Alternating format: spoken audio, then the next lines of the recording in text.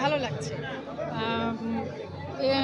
অ্যাওয়ার্ডটা অসময়, হ্যাঁ, অসময়ের জন্য দেয়া হয়েছে আমাকে। কাজল আরেফিন অমির পরিচালিত একটি ওয়েব ফিল্ম। ভালো লাগছে, খুব ভালো লাগছে। ধন্যবাদ। যারা পুরস্কৃত করেছেন তাদেরকে ধন্যবাদ। যে কাজটির জন্য আমাকে পুরস্কৃত করা হয়েছে সেই কাজের পরিচালক কাজল আরেফিন অমি এবং পুরো টিমের প্রতি ধন্যবাদ।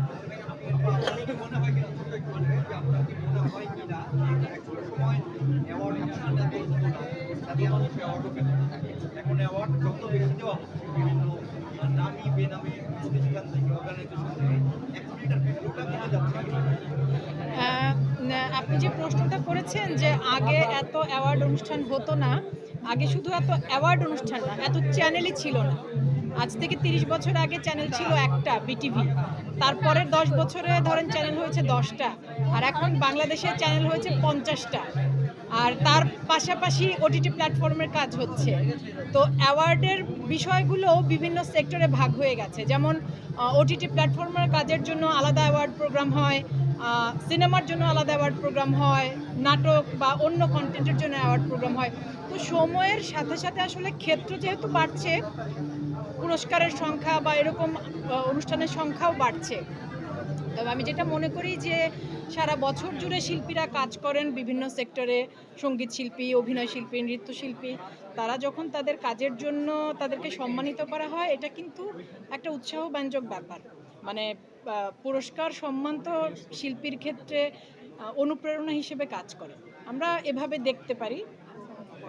অ্যাওয়ার্ডের ব্যাপারে যদি একটু জিজ্ঞাসা করি, মানে আপনি তো অ্যাওয়ার্ড থেকে যে প্রশ্নটা সামনে আসছে সেটি হলো যে আমরা এমনটাও শুনতে পাচ্ছি যে অনেক ক্ষেত্রে আয়োজক যারা তারা আসলে যাদের পুরস্কার দিবেন তাদের আসলে টাকা দিয়ে নিয়ে আসেছেন, এরকম বিভিন্ন ধরনের শুনেছি আমরা। আবার অনেক ক্ষেত্রে আয়োজক দেখা গেল যে যাদের আনা হবে তাদের অনুমতি ছাড়া ফটোকার্ড এক ধরনের করে আর কি ছেড়ে দেয়। তো তাদের বাণিজ্যটা আমরা যেটা জানতে পারি যে বিভিন্ন অন্যান্য ইসের কথা বলছি, সেখানে আসলে পার্টনার এরকম আমরা বিভিন্ন কিছু শুনতে পাচ্ছি, বিভিন্ন ধরনের অ্যাওয়ার্ড এরকম হয়।